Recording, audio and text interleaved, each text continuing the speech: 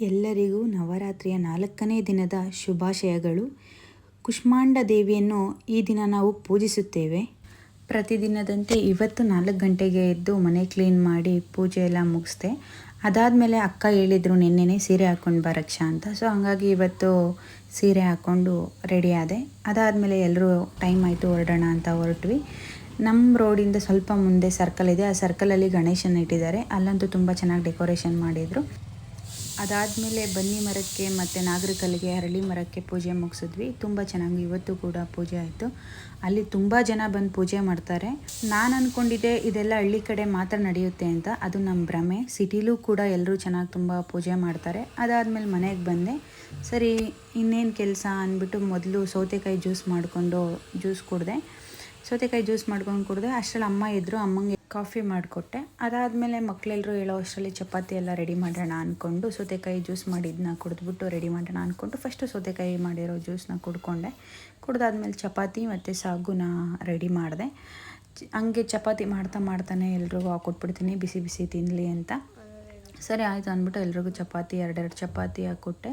ಎಲ್ಲರೂ ತುಂಬ ಖುಷಿಯಿಂದ ತಿಂದರು. ಸರಿ ಏನು ಮಾಡೋದು ಅಂತ ಯೋಚನೆ ಮಾಡೋ ಟೈಮಲ್ಲಿ ಬನಶಂಕರಿಗೆ ಹೋಗ್ತಾ ಇದ್ಲಕ್ಕ, ಬರ್ತೀಯಾ ಅಂದ್ಲು. ಸರಿ ಇನ್ನೇನು ನಾನು ಹೋಗಿ ಬರೋಣ ಪೂಜೆ ಮಾಡಿಕೊಂಡು.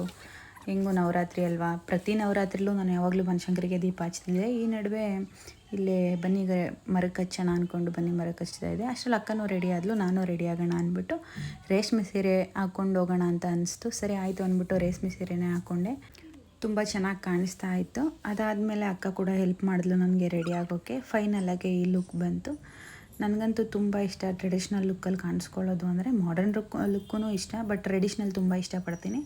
ಸರಿ ಹೊರಡೋಣ, ಗಾಡೀಲಿ ಹೋಗೋದಲ್ವಾ ಅಂದ್ಬಿಟ್ಟು ಜಾಕೆಟ್, ನಾನು ಯಾವಾಗಲೂ ಔಟ್ಸೈಡ್ ಹೋದರೆ ಜಾಕೆಟ್ ಯೂಸ್ ಮಾಡ್ತೀನಿ. ಅದೇ ರೀತಿ ಜಾಕೆಟ್ ಯೂಸ್ ಮಾಡಿಕೊಂಡು ಬನಶಂಕರಿ ಟೆಂಪಲ್ಗೆ ರೀಚ್ ಆದೆ. ಬಂದು ನೋಡಿದೆ ತುಂಬ ರಶ್ಶು. ಏನಪ್ಪ ಮಾಡೋದು, ಹೆಂಗಪ್ಪ ದರ್ಶನ ಮಾಡೋದು ಅಂದ್ಕೊಳ್ಳೋ ಅಷ್ಟರಲ್ಲಿ ಆ ತಾಯಿ ಕೃಪೆಯಿಂದ ತುಂಬ ಚೆನ್ನಾಗಿ ದರ್ಶನ ಆಯಿತು. ಅಷ್ಟು ಬೇಗ ನಾವು ದರ್ಶನ ಮಾಡ್ತೀವಿ ಅಂತ ನಾನು ಅಂದ್ಕೊಂಡಿರಲಿಲ್ಲ.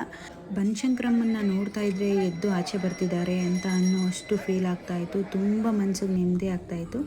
ಇನ್ನೊಂದು ಕಡೆ ಹೋಮ ನಡೀತಾ ಇತ್ತು. ಹೋಮ ಮಾಡೋ ಜಾಗದಲ್ಲಿ ಶಿವ ಪಾರ್ವತಿನ ರಂಗೋಲಿಯಿಂದ ಬಿಟ್ಟು ಕಲರ್ ಮಾಡಿದರು. ಅದೆಲ್ಲ ಮುಗಿಸಿ ದರ್ಶನ ಮುಗಿಸಿ ಪ್ರದಕ್ಷಿಣೆ ಹಾಕೋಣ ಅಂತ ಪ್ರದಕ್ಷಿಣೆ ಕೂಡ ಹಾಕ್ತೆ. ಒಂದು 3 ಪ್ರದಕ್ಷಿಣೆ ಹಾಕ್ತೆ. ತುಂಬ ದೊಡ್ಡ ದೇವಸ್ಥಾನ. ನಾನು ಊಟ ಮಾಡದೇ ಇರೋ ರೀಸನ್ಗೆ ಸುಸ್ತಾಗ್ತಾಯಿತ್ತು. ಸರಿ ಆಯಿತು ಅಂದ್ಬಿಟ್ಟು ಇದು ಮುಗಿಸ್ಕೊಂಡು ಇನ್ನೊಂದು ಕಡೆ ದೇವಸ್ಥಾನಕ್ಕೆ ಹೋಗೋಣ ಅಂದ್ಕೊಂಡು ಇನ್ನೊಂದು ಕಡೆ ದೇವಸ್ಥಾನಕ್ಕೆ ಹೋದ್ವಿ. ಈ ದೇವಸ್ಥಾನ ಅಂತೂ ಇನ್ನೂ ತುಂಬ ಅದ್ಭುತವಾಗಿತ್ತು. ಇಲ್ಲಿ ನಂದಿ, ಶಿವ ಎಲ್ಲ ದೇವರುಗಳು ಇದ್ದು ನಾನೊಂದೆರಡು ರೀಲ್ಸ್ ಕೂಡ ಮಾಡಿಕೊಂಡೆ. ನನಗೆ ತುಂಬ ಇಷ್ಟ ರೀಲ್ಸ್ ಮಾಡೋದು ಅಂದರೆ. ಹಂಗಾಗಿ ರೀಲ್ಸ್ ಕೂಡ ಮಾಡಿಕೊಂಡೆ.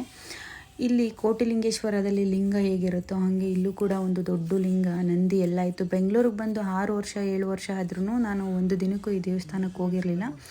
ಇವತ್ತು ಈ ದೇವ್ರ ದರ್ಶನ ಮಾಡೋ ಭಾಗ್ಯ ನನಗೆ ಸಿಕ್ತು. ತುಂಬ ಖುಷಿ ಆಯಿತು. ತುಂಬ ಚೆನ್ನಾಗಿ ವೀಡಿಯೋಸ್ ಎಲ್ಲ ಬಂತು.